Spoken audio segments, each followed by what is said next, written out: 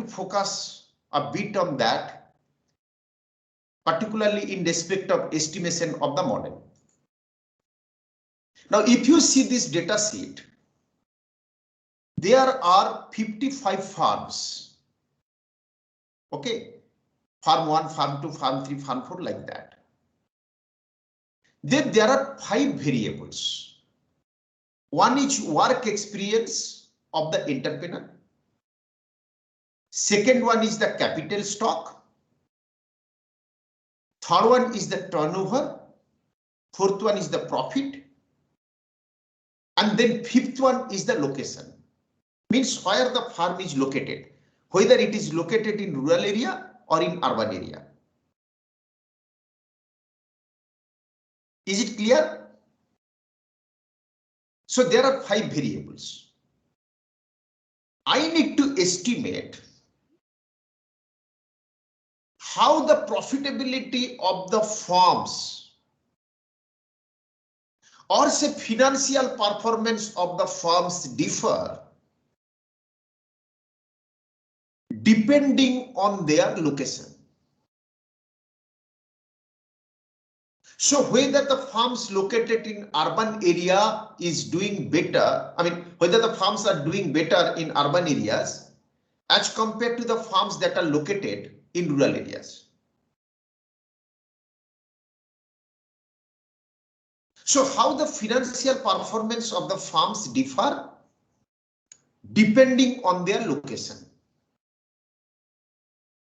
Now you see the location is here given as a qualitative attribute. And it's a binary classification that I have made here.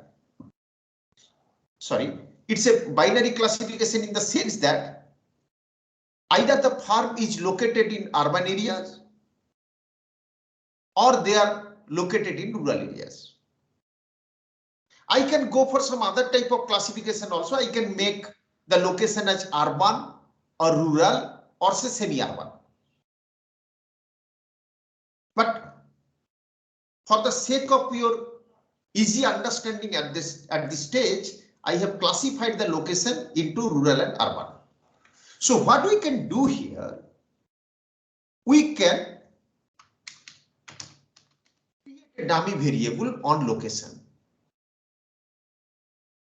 Let us treat urban location as 1 and rural location as 0. You can do it in other way also. One can define rural location as 1 and urban location as 0. The choice is entirely yours. How will you code this particular qualitative aspect? And this sort of coding, in econometrics we call it dummy variable. And if there are 2 classifications, means if it's a binary classification, we generally add 1 dummy variable. We can also add 2 dummy variables, but then there would be some other issues that I will discuss later. But in general, what we do, if there are 2 groups or if it's a binary classification, we'll add 1 dummy variable. If there are 3 groups, like say rural, urban, semi-urban, we'll add 2 dummy variables. So if there are m groups, we'll add m-1 number of dummy variables. That is the general practice. Again, as I said, if there are m groups, we can add m dummy variables, but then we need to make some other type of adjustment. The reason or the consequences we'll discuss when we discuss about multipolarity. Now let us get back to this. how to code this location. Here what you can do, you can go to FX and there is a command that is called if. Go to the function if, this if function. So what I'm saying, if this cell that is F2 is equal to, put it in string R1. If this is R1, it will take value 1, otherwise it will take value 0. And then you simply copy it. Now you can see all rural locations are coded as 0 and all urban locations are coded as 1. Again, I repeat, you need to use this if function. You can do it manually, but you can also use this if function, and because this is in characters, you need to use the string. Okay, so if F2 is equal to R1, then this cell will take value 1, otherwise it will take value 0. So location is done. Now say profitability, and let us measure that as profit divided by turnover. Okay, and you can also multiply it by 100, or you can simply keep it as proportion. I mean, it all depends on the way you measure the variables. So the dependent variable is obtained now. Let us have an alternative proxy, that is returns on capital employed. Okay, and that we can get as, say, for example, profit divided by capital stock.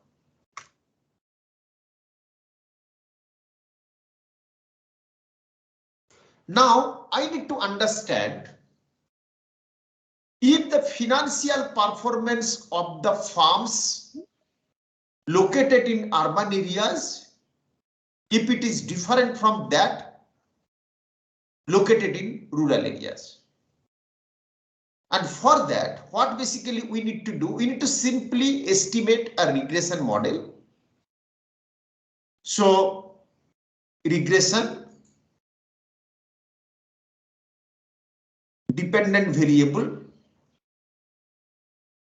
and then you take the independent variable, that is location. It's a dummy variable. Okay, labels. These are the regression results.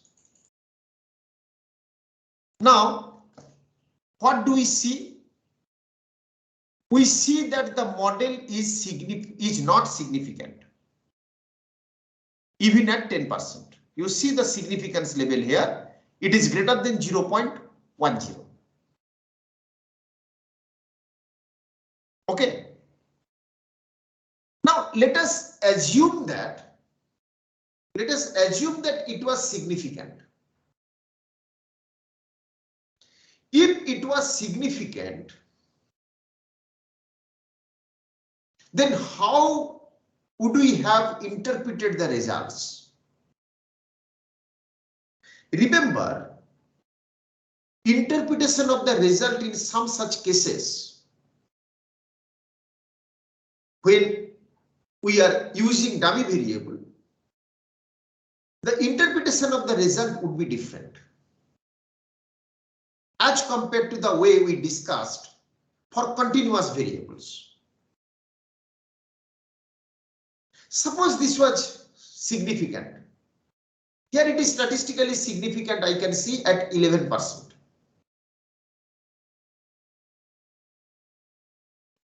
Let us allow that. Now, what do we see if we look at the regression results? Suppose this is here, it is not significant at 10%. Let us assume that it is significant, and then how to interpret the results. What do we see? This coefficient is positive. So if it is statistically significant and positive, we'll say that average profitability of the farms located in urban areas is higher than the farms located in rural areas. Because we have taken the proxy 1 for the farms located in urban areas and the proxy 0 for the farms located in rural areas. Now, what is the logic? What is the logic of saying this? Basically, what is happening here? This dummy variable, I'll just share with you this file already I have shared. I don't know whether you have seen this. In this Word file, if you just go to the last part,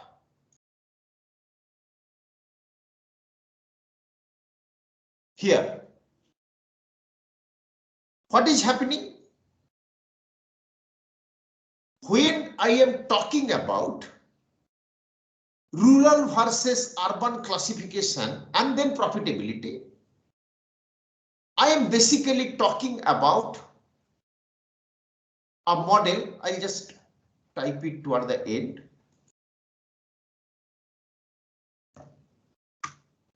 I'm basically talking about a model like this. I don't have this component. Sorry. And this component. So this is the model. What I'm saying here,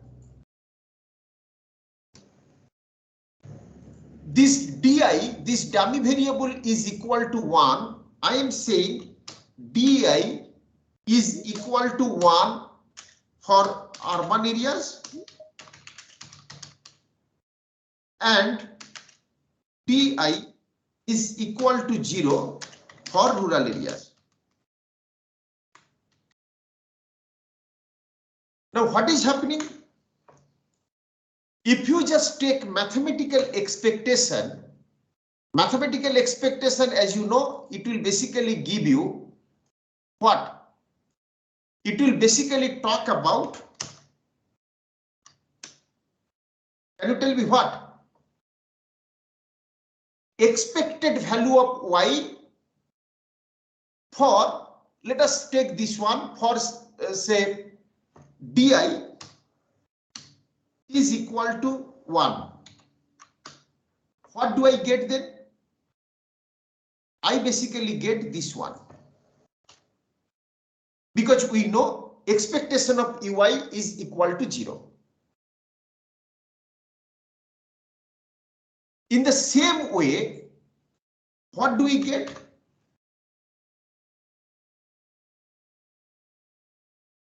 Mathematical expectation of this given di as, sorry,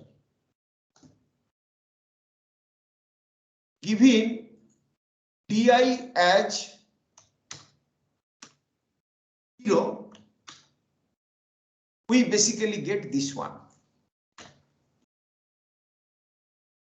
So this is basically the PRF you have already studied.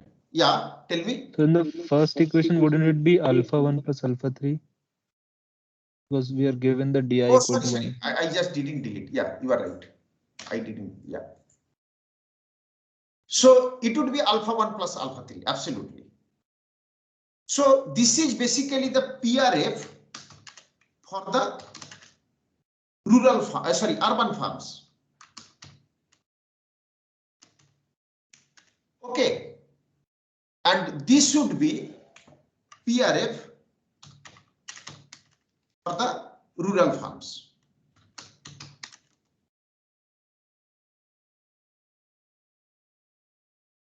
So what does it represent? You know, mathematical expectation basically represents average. So this one basically represents average profitability of urban farms, and this one basically represent average profitability of the rural farms. Now, what difference do you see? It is basically in terms of alpha 3. And what is alpha 3? Alpha 3 is the coefficient of the dummy variable. So whether average profitability of the urban farms would be higher than that of the rural farms, it depends on two things.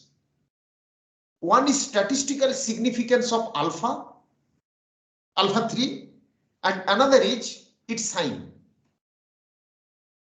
Say for example, alpha 3 is not statistically significant. Then what should we say? What should we say if alpha 3 is not statistically significant? What should we say? Sir, we can say that it does not contribute much to the regression. That means what? That We could urban drop areas, it. it is not dependent on urban areas. That means what? Like There is no statistically significant difference in profitability between the urban and rural farms, isn't it? So, but our T statistics probability is almost close to 10%. I'm not talking about this example.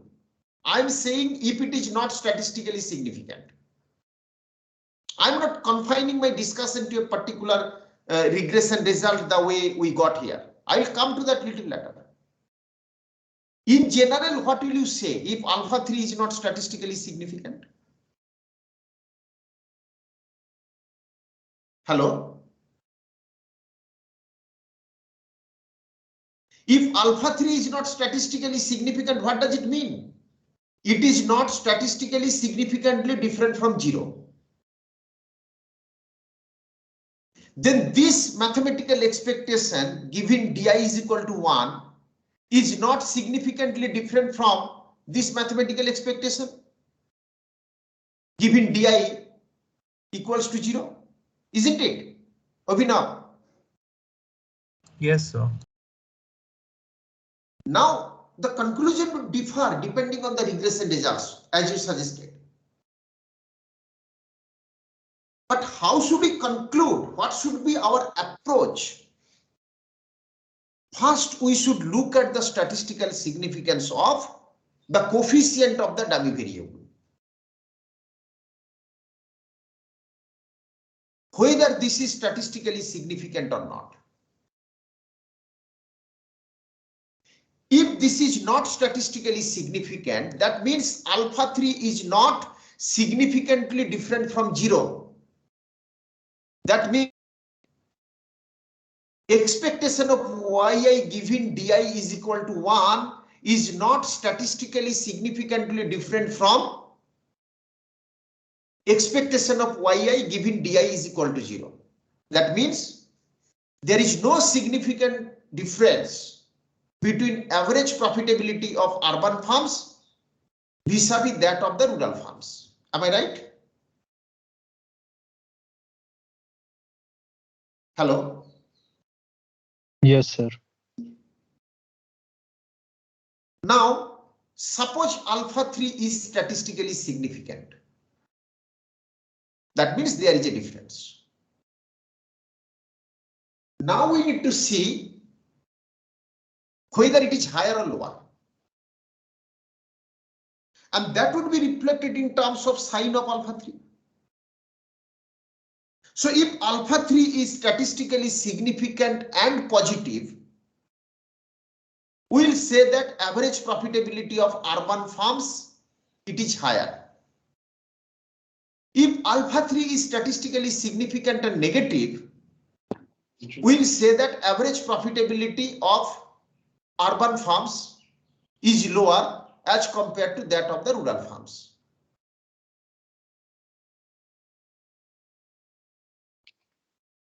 Is it clear? Yes, sir. Yes, sir. Now let us get back to this. If I stick to the significance level up to 10%, what should I conclude here?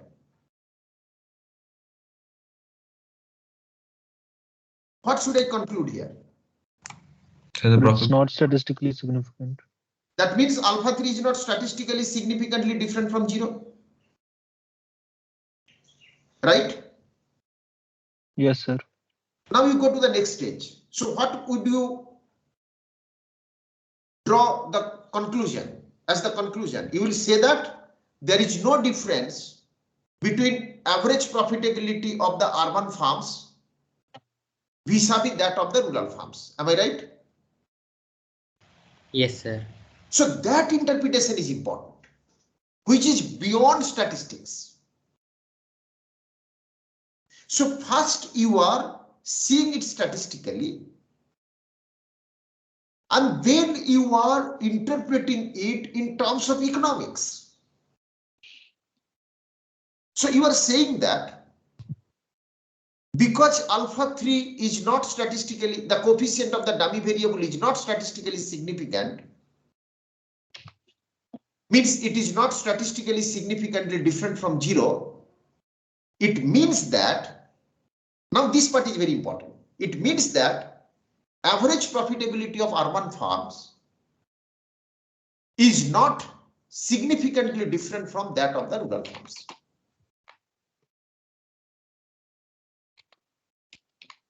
Okay, now let us just alter the variable and see what happens. So we were in data set 3. So data analysis, regression. Let us take ROC.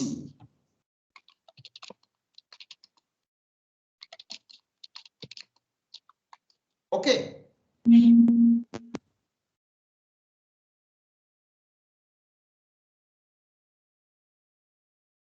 What would you conclude here? What will you conclude? it's significant at 10%. No, it's not. It's not. It is not statistically significant,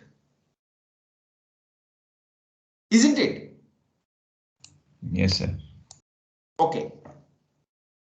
Let us now think of. Sir, I missed it for a moment. What did we do right just now? I have just altered the dependent variable. Instead of profitability, I have taken returns on capital employed. Okay, thank you, sir. So this is basically on ROCE. Okay, and the other one, this was on profitability.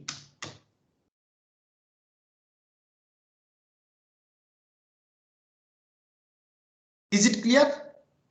So we don't see any difference in financial performance depending on whether the farm is located in rural or urban areas. Now let us see this data set. Now here we can think of some other control variables.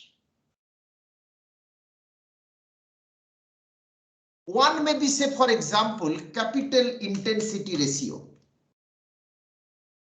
right?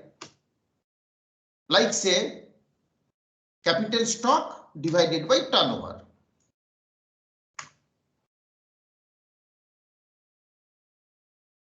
We can also think of work experience of the owner. So experience, right? So in addition to location, we are bringing in now some other variables. And here, because it is discrete, we can think of, to control for the scale, we can think of converting them into natural logarithm.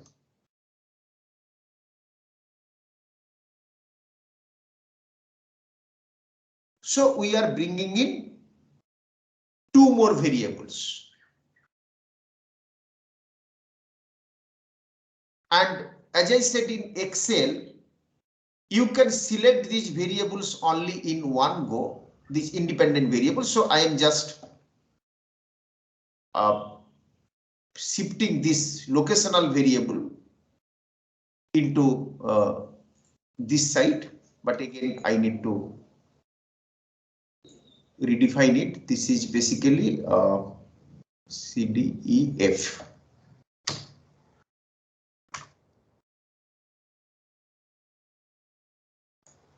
So now I have some control variables. I assume that financial performance depends not only on location but also on capital intensity and also experience of the owner or the entrepreneur. Let us see what happens. How do the regression results change? So for that, what we need to do, we need to basically say dependent variable is this one, profitability. Okay, and then it would be 56. So the work experience is in years, right? Yeah. That's why I have control for the scale and converted that into natural logarithm. Are you getting? So where have you taken the log? Here, work experience. Okay, I'll just show you. I have taken natural logarithm of B2. You see? Okay. These are all discrete numbers, no?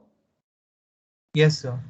And they have some scale effect. You see, some experiences are of 30 years, some experiences are of 2 years.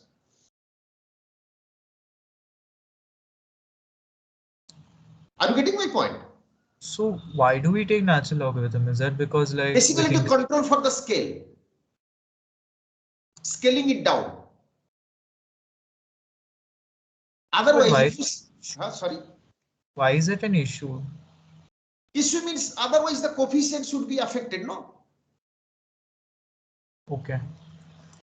See, these, how do you measure these variables? You measure these variables if you see as ratios, right? You measure these variables as ratios. So what basically we are doing, we are controlling for the experience because these are discrete numbers.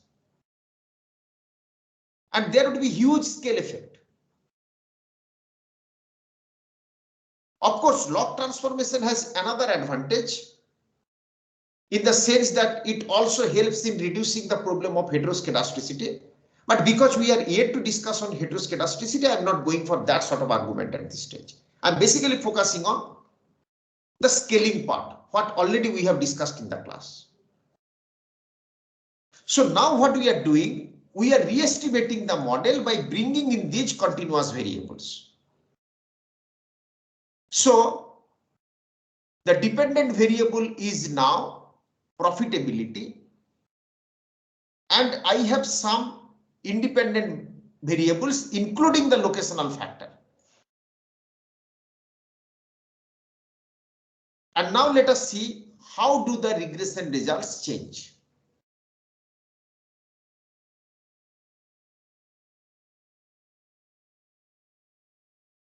What do you see now? What do you see in the regression results? Sir, it's significant now at 1%. Excellent. Then what next? adjusted R square has improved, isn't it? It's nice. Yes. Now let us get back to the individual coefficients. What do we see? Capital intensity has statistically significant impact.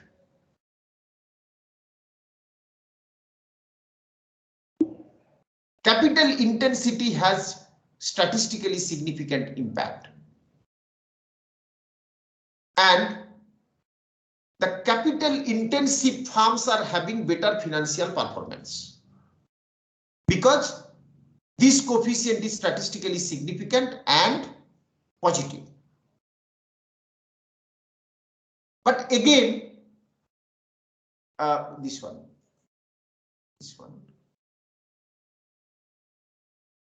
Okay. Again, if you see, the coefficient of location is not statistically significant.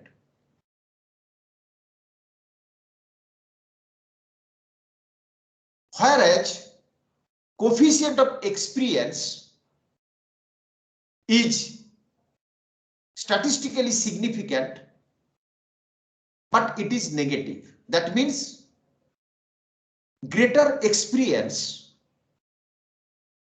leads to lower profitability.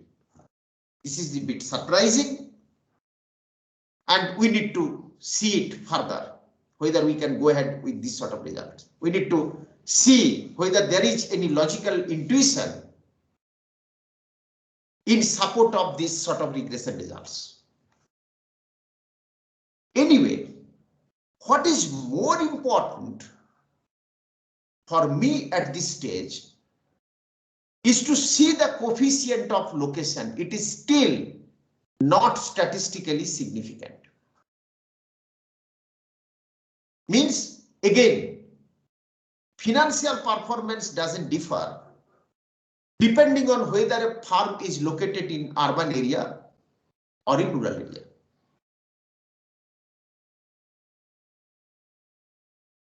Let us see whether we get similar results when we change the dependent variable again.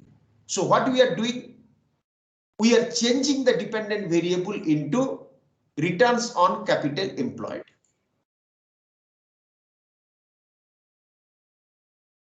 And we have the same set of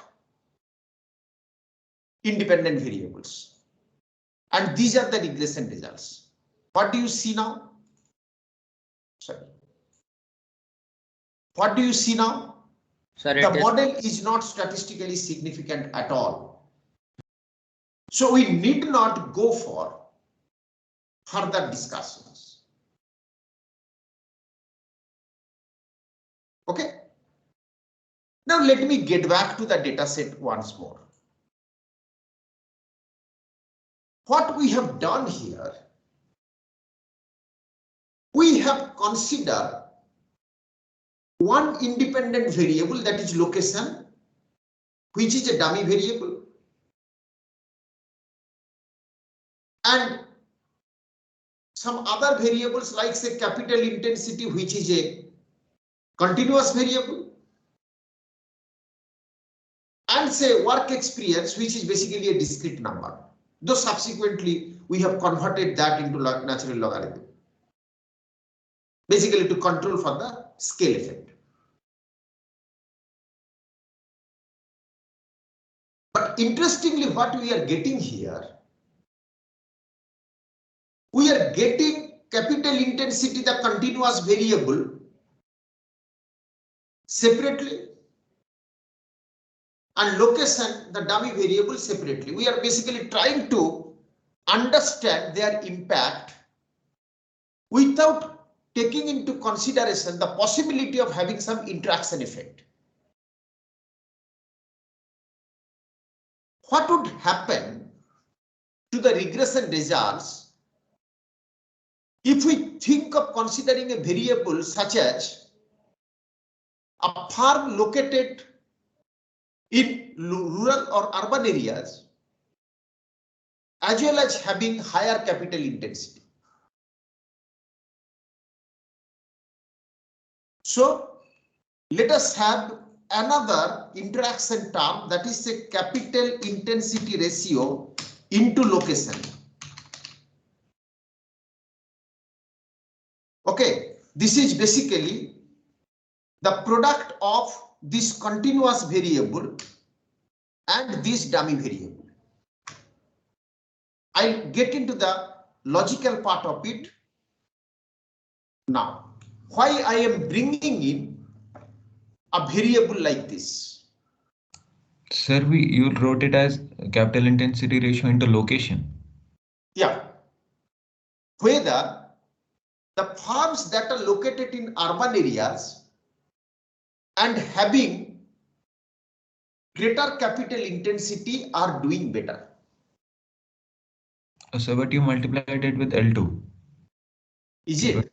Let me see. Oh, sorry. M2 it should be. Right. Thank you so much.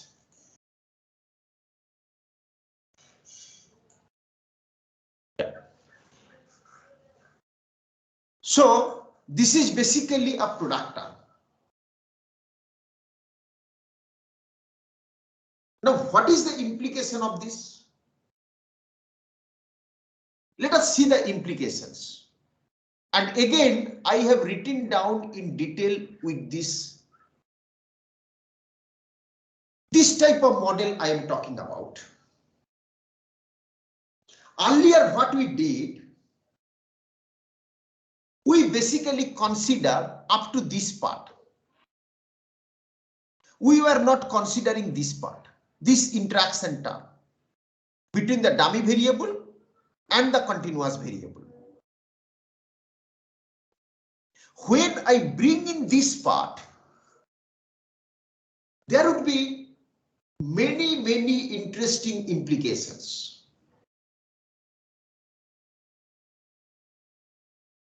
In this particular example,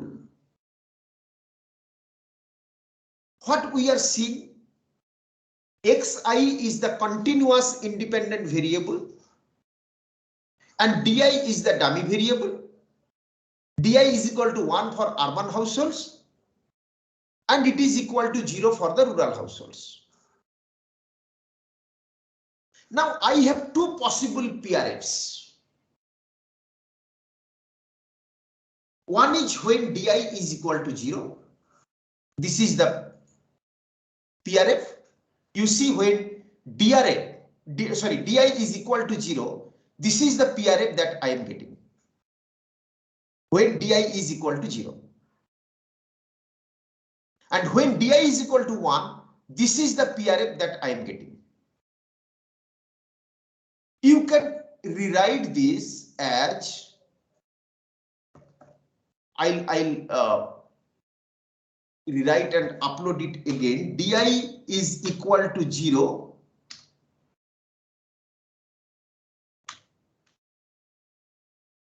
This is what we are getting.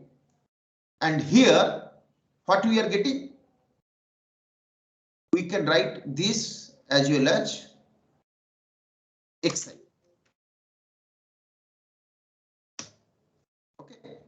So given di is equal to 0 and xi, this is what we are getting. And this function is basically giving di is equal to 1 and xi. Right? So this is basically for the urban households and the first one was basically for the rural households. Now, if you see this function very carefully, these two regression functions would be different, either in terms of slope or in terms of intercept or in terms of both slope and intercept. And accordingly, we will have certain possibilities.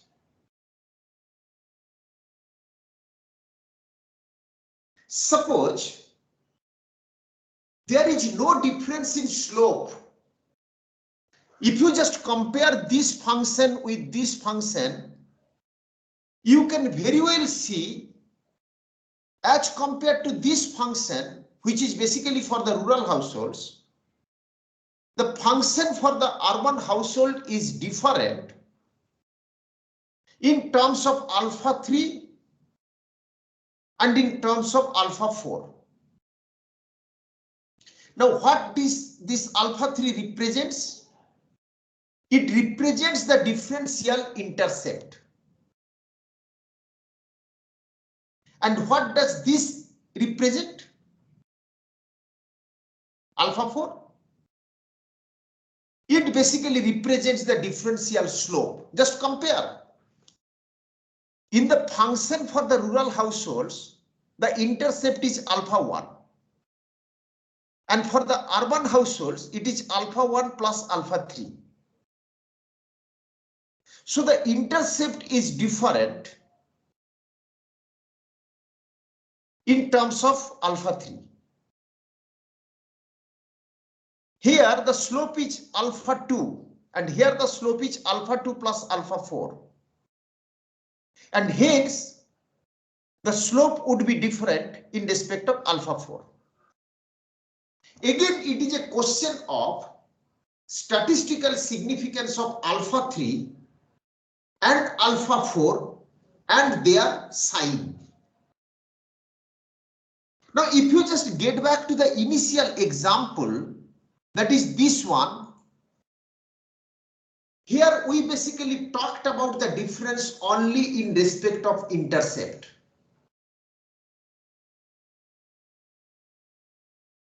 So if alpha 3 here is statistically significant, be it negative or positive, the two regression lines will be parallel. If alpha 3 is higher, if alpha 3 is positive, the population regression function for the urban farms would be higher. It will have larger intercept. If it is statistically significant and negative, then the population regression function for the urban farms will have lower intercept. Either case, if alpha 3 is statistically significant, the difference between the two regression functions would be only in respect of the intercept, not in respect of slope. Because in this example, we didn't consider any continuous variable. This is basically a case of what we say ANOVA, analysis of variance. And when we are considering this example, it is basically a case of ANCOVA, that is analysis of covariance. Because here we are considering the dummy variable along with the continuous variable xi. If you just consider the earlier example, here we will have how many possibilities? Only 3 possibilities. One is alpha 3 is not statistically significant, means no difference. Second possibility is alpha 3 statistically significant and positive. Third, alpha 3 is statistically significant and negative. So in this particular example, I can have only 3 possibilities. But if we take this example,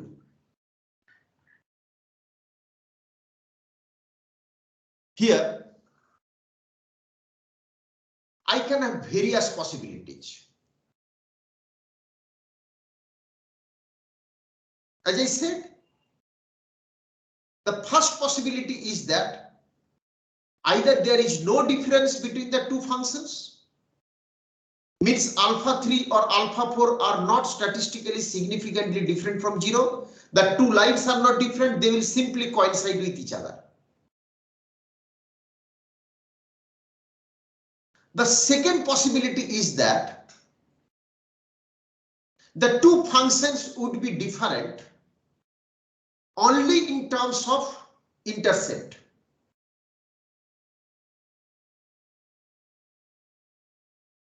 Again, there are two possibilities. Either the intercept would be statistically significant and positive, or it is statistically significant and negative, provided it is statistically significant. So in all, there would be three possible cases. Alpha 3 statistically not significant, alpha 3 statistically significant and positive, alpha 3 statistically significant and negative. Again, it is possible that there is no difference in respect of intercept, but there is a difference in respect of slope. Again, there are three possibilities. Alpha 4 is not significant, and if it is significant,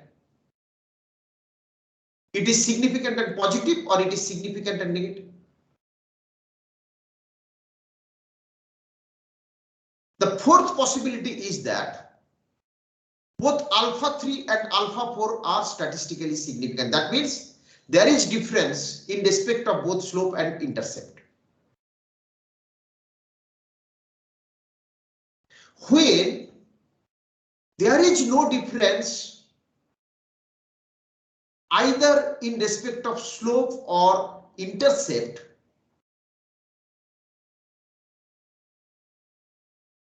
it is basically a case of coincident regression.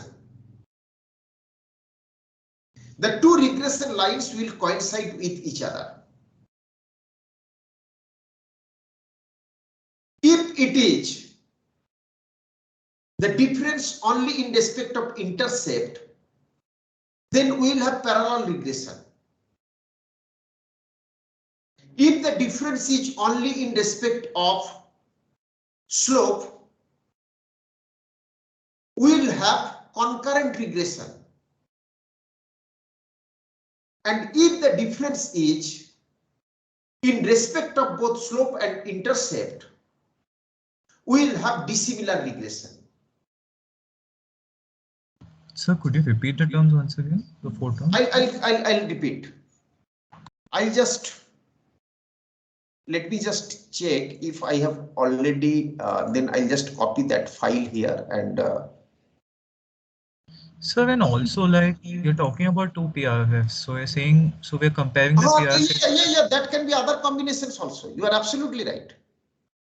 No, sir, but when you're saying that it won't, the two PRFs won't be different. The first PRF is the one I've written with the dummy variable, and the second one is the one I write without the dummy variable, right? No. When alpha 3 and alpha 4 are not statistically significant, that means those differential coefficients, that is differential intercept and differential slope, they are not significant. Are you getting?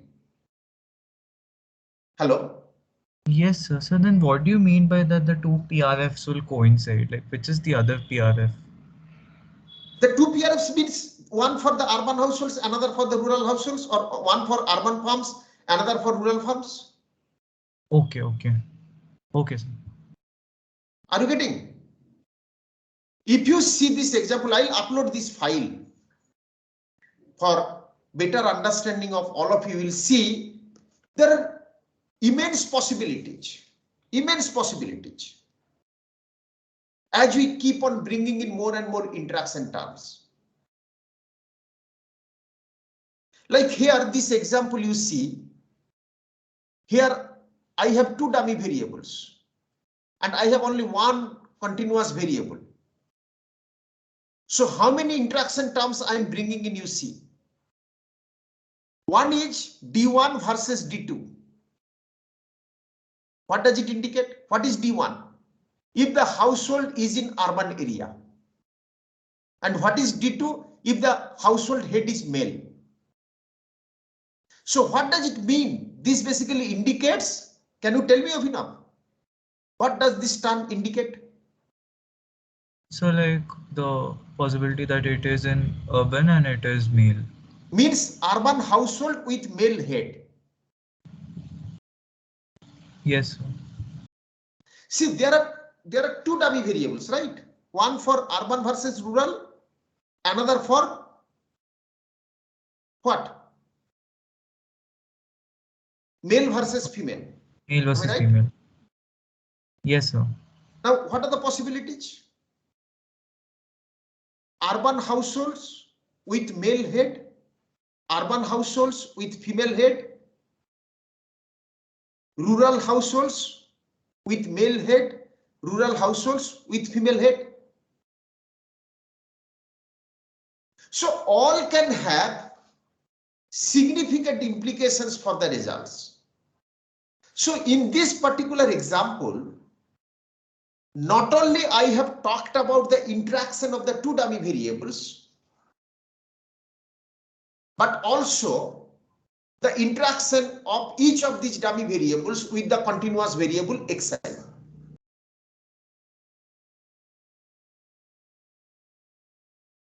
We'll get into these detailed discussions subsequently. But if I just get back to this example, what we are discussing over now, if you see, this is one regression line, which is basically for the rural households in this particular example. Am I right?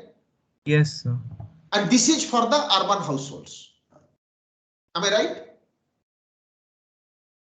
Yes, sir. Now, what difference do you see between these two regression functions? One difference is in terms of intercept. Here the intercept is alpha 1, here the intercept is alpha 1 plus alpha 3. Isn't it? Yes, sir. And another difference is in respect of slope.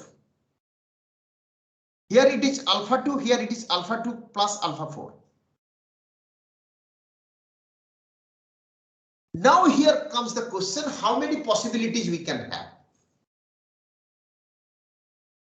So it is possible that alpha 3 and alpha 4, none of them is statistically significant. What does it indicate?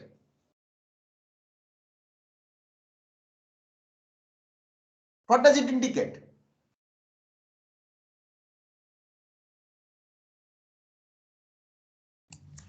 The coincident regression. Exactly. That is what I have written. If both alpha 3 and alpha 4 are not significant, the two PRFs will coincide, indicating no significant difference.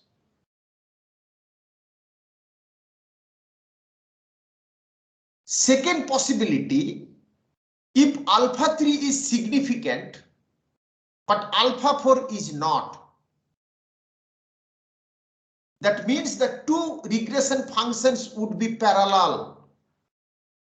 There would be differences only in respect of intercept. Again, there are two possibilities with respect to point number 2. One is that alpha 3 is positive. It is significant as well as positive.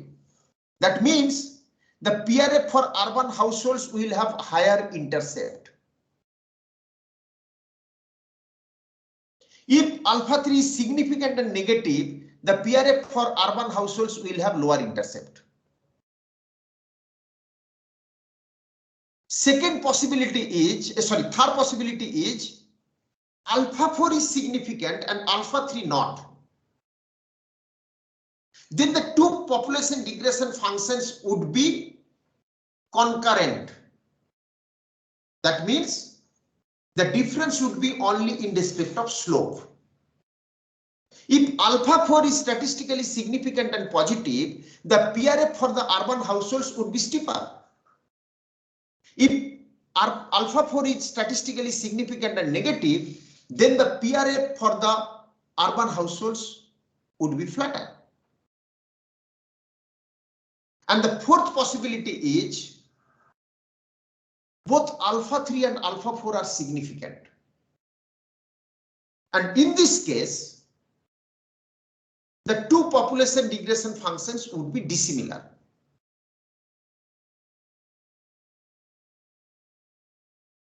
And in this case, again, there are four possibilities. Both alpha 3 and alpha 4 are positive. Both alpha 3 and alpha 4 are negative. Alpha 3 is positive, alpha 4 is negative. Alpha 3 is negative, alpha 4 is positive. Accordingly, the lines will differ.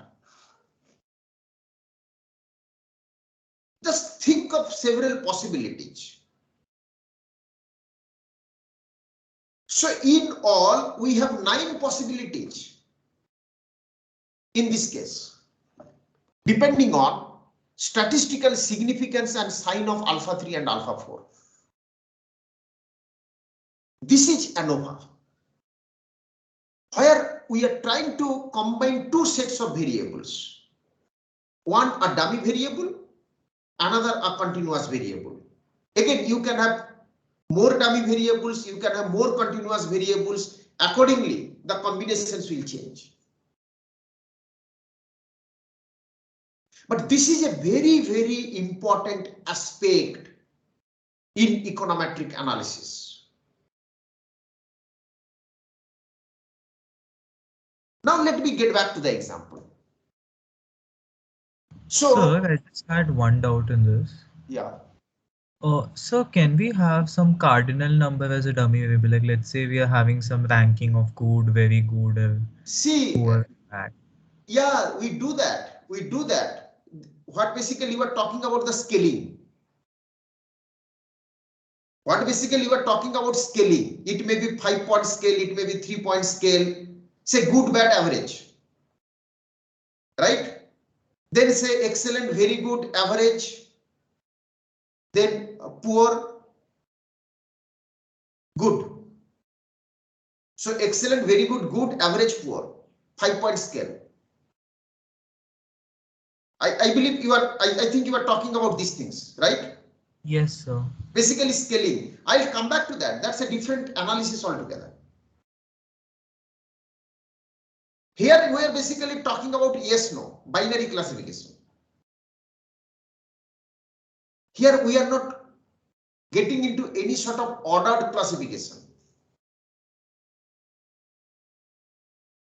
In econometrics, ordered classification that you are talking about is very, very important. I think you are from architecture, right? Yes, sir. Suppose you are doing some urban planning. And say in a particular location, there are 4 options for travel. Say buses, metros, then say autos and own car. And then you are taking the preference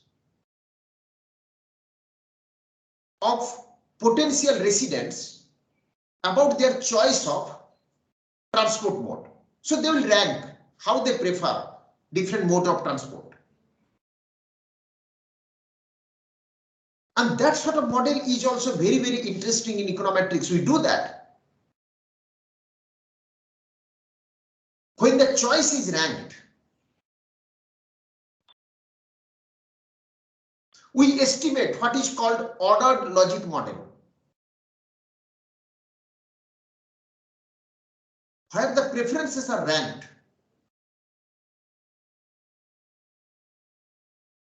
Even some of the independent variables can also be ranked. Like say educational qualification. One can see how many years I have spent in schools, colleges and universities. So basically one can count simply the number of years I have spent in any educational institution. The second way of doing this is, as you said, it's a classification under different groups.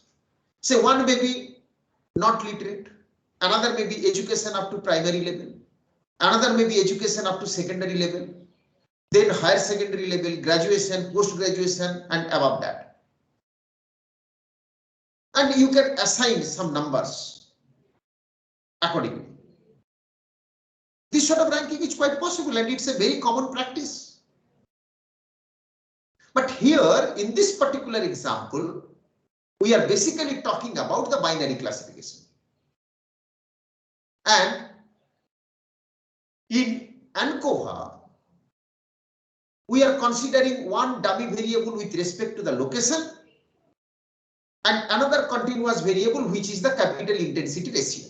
Now, let us just take this capital intensity ratio into the other side here and then see how do the regression results differ.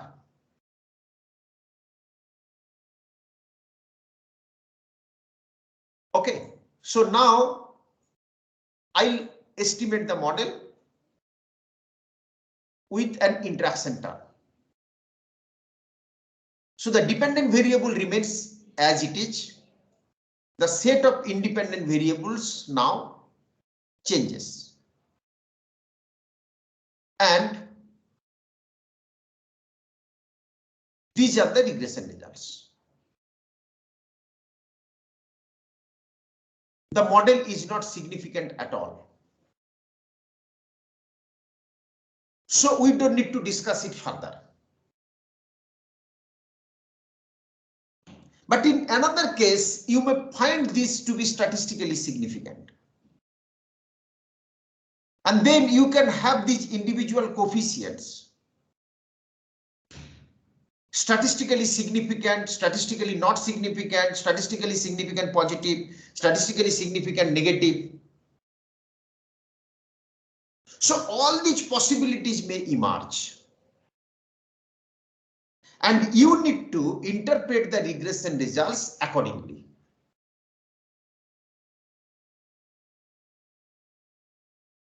Now, this work can be done in Stata also. Basically, just following the same process. Now, what I would suggest all of you basically to use the data set what we had used in the very first lab class. And I would like to know if you can estimate a model to see if the basic relationship between saving and income had changed following economic reforms in the Indian economy in 1991-92. We know economic reforms was initiated, the process of economic reforms was initiated in Indian economy in the year 91-92. Using this data set, I would like you all to test if economic reforms have caused any significant difference in the basic relationship between savings and GDP. That is the task that you need to do now. I think you are getting my question. Is my question clear? Hello? So could you just repeat? See, I have two variables in this data set that already you have done. One is saving at constant price. Another is income at constant price. Savings at constant price, income at constant price. This one, I'm basically talking about this column J, and then column I. Okay. Saving at constant price, GDP at constant price. And already we have estimated a model. Already we have estimated a model, and the regression results, if you see, the results are here. My question is whether the relationship between saving and GDP, if it has changed following introduction of economic reforms in Indian economy in the year 91-92. In the financial year 91-92. Whether there has been any change in the relationship following economic reforms.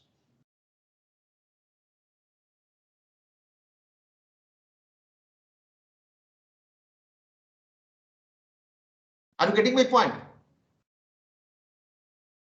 Is the question clear? Hello? Can you just once again repeat it? I am saying already we have estimated a model with saving as the dependent variable and GDP as the independent variable. Am I right? Yes, sir. Yes, sir. What we have tried to see there. Over a span of say 50 years or more than that, how saving has been influenced by GDP. Is it clear? Yes, sir. Now I am just putting a different question. Whether this relationship has changed following economic reforms in the economy.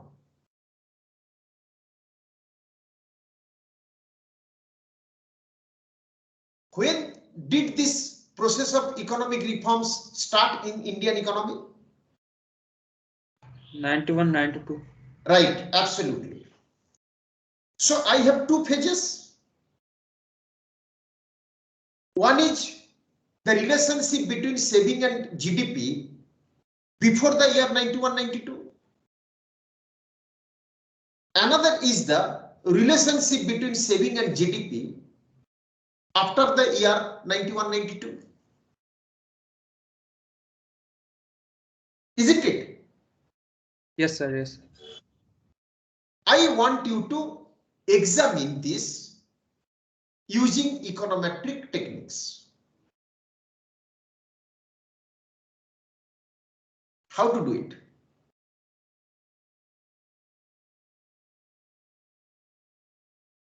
So can we use a dummy variable and Excellent, excellent. This is what I was actually looking forward.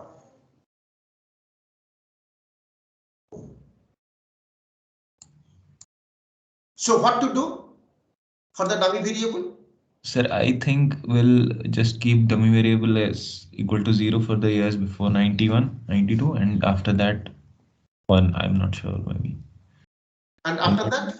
1. 1, right. And then you will estimate a model with 2 independent variables. Sorry, 3 independent variables. What will be the independent variables? One is the dummy variable itself, right? Yes, sir. Then savings and then. No, saving is the dependent variable. Oh, sorry. Huh. GDP will be the second. Right, right. Excellent. So the second independent variable would be GDP, and what would be the third one? So dummy into GDP. Excellent. Excellent. It's done. So you just do that.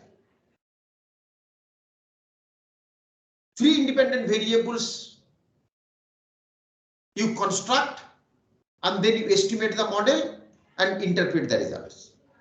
But I have a question here. I have a question in the sense that you said that before 91-92 you will put the value 0, and from 91-92 onward you will put the value 1. But one may say that no, the decision on economic reforms was taken in the year 91-92 And it might have taken couple of years for these policies to be implemented. So one may say that no, I will not take the break in the year 91-92, rather I will take the break in the year 93-94 or 92-93. Because I would like to allow some gestation lag for the process of adjustment. So it is possible that economic reforms were introduced in the year 91-92, then implementation of policies took some time, and then the households took some time to react. We have studied in consumption theory that households take some time to react to change in income. So I would like to see both sets of results. One may be with introduction of the break in the year 91-92. Another may be introduction of the break in the year 93-94. And let us see if the two sets of results are different. Is it okay? Yes, sir. Sir, can we also use a third category in between? For example, for the years before, for the years 5 years before 1990 or 2 years before 1992 and plus 2 years, we could use it as category 1 and rest before R0 and after that will be 2. Why? Sir, we could take into consideration the break period to be a separate category. Basically, we are talking about for the years of uncertainty. Yes, sir. Yes, sir. Yeah, that you can introduce, but in that case, you need to go for two dummy variables. Yes, sir. So dummy variable 1, it will take what? It will take. No, sir. It will take. I'm talking about just one dummy variable which takes 3 categories. Now, 0, 1, and 2. So here we are talking about binary classification. Okay. So if you are talking about 3 subperiods, then you should use 2 dummy variables. One from 1966-67 till say 1997-98. Am I right? Sorry, 1987-88. Am I right? Yes, sir.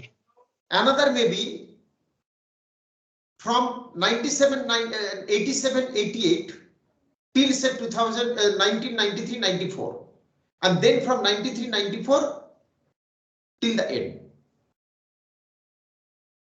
So in that case, how should I set the dummy variables? I'm just showing you. Say dummy variable 1 and dummy variable 2. What base category are you taking? That is the years of crisis, right? That I'm taking the base category when actually the economic reforms were introduced. So what I'm doing this,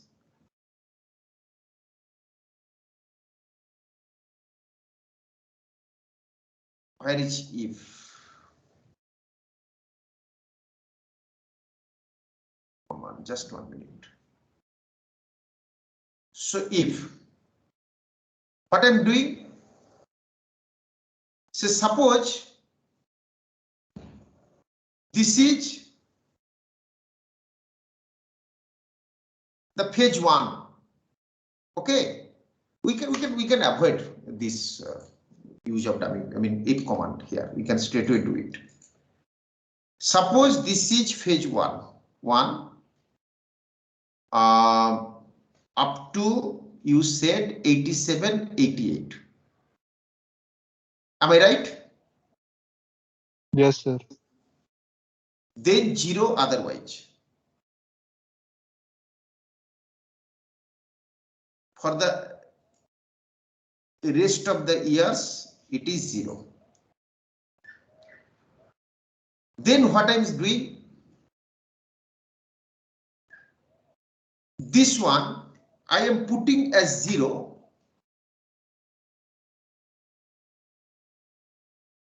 up to this. That is 93, 94. And then 1 thereafter.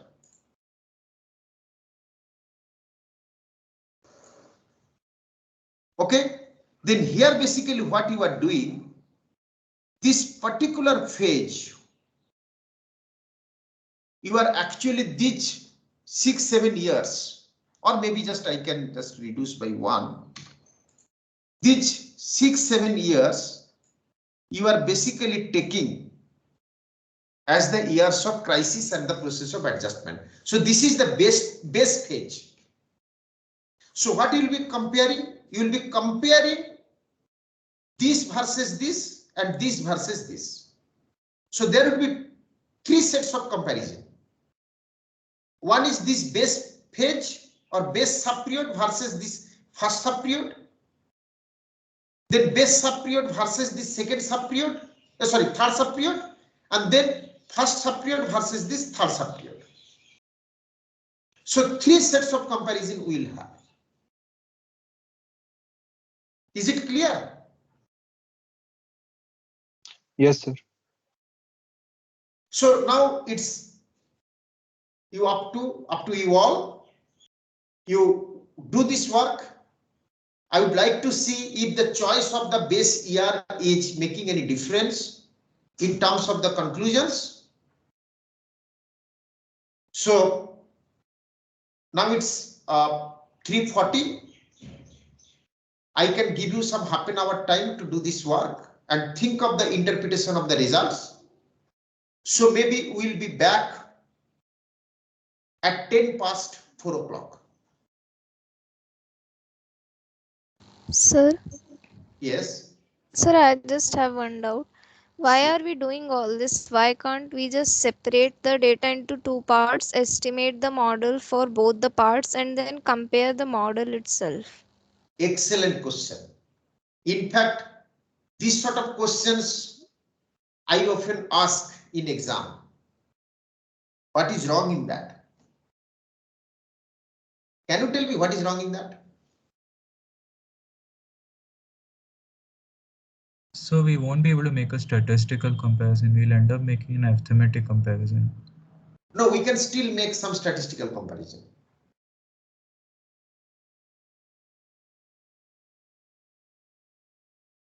Then also there are certain problems. Sir, in that case, the structure of the model will be the same for both the parts.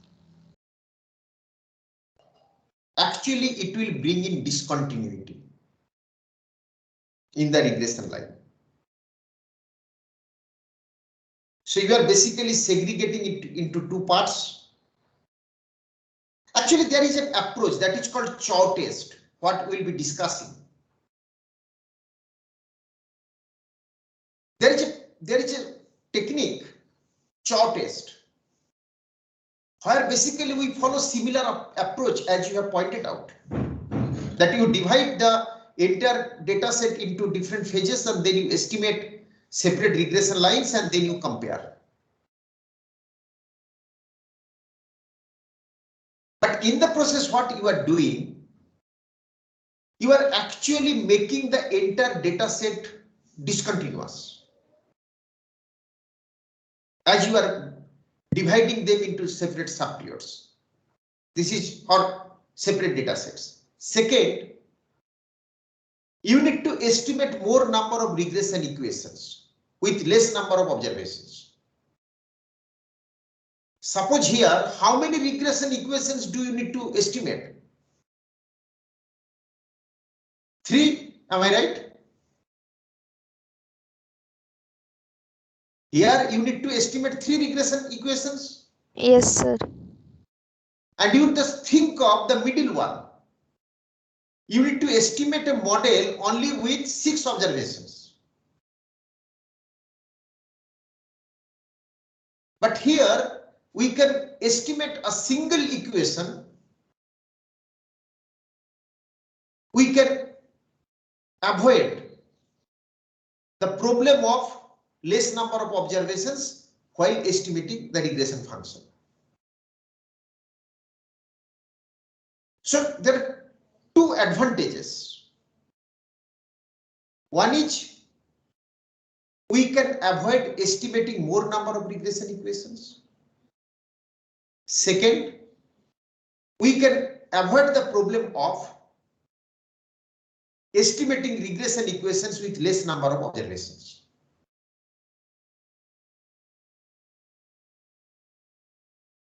And as far as the discontinuity part is concerned, again, this sort of model that I talked about using dummy variables, this sort of model can also have the problem of discontinuity, and as a remedy to that, there is another model that is called kinked exponential model. Again, these discussions will have subsequently, but at this stage, we are looking at the problem of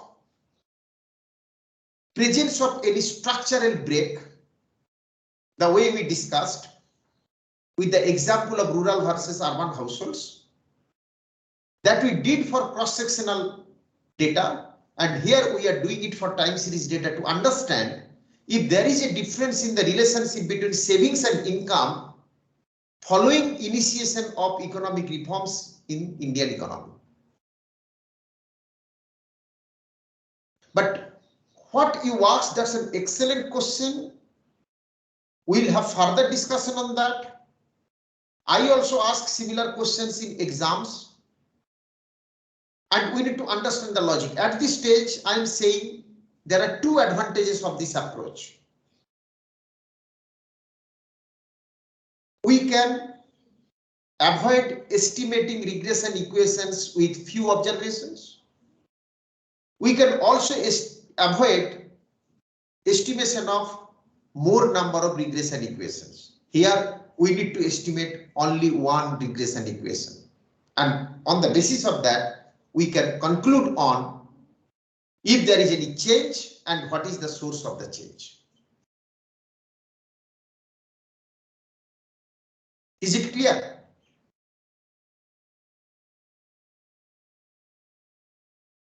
Hello? Yes, sir. So then let us get back to the presentation by some of you, maybe at around 4:15, 4:45, because you may need some 20-25 minutes to do this work, and then think of the interpretation of the results. And also think of the possibility of changes in regression results following choice of the breakpoint. How the regression results can change following selection of the breakpoint, whether I am taking the breakpoint in the year 91-92 or 92-93 or 93-94 or 94-95, something like that.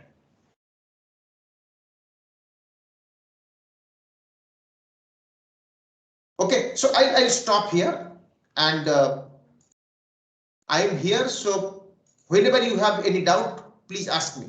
I'll be available online. I'm in team, MS Team, so whenever you have any doubt, please ask me. And we'll start the presentation by some of you at 4:15.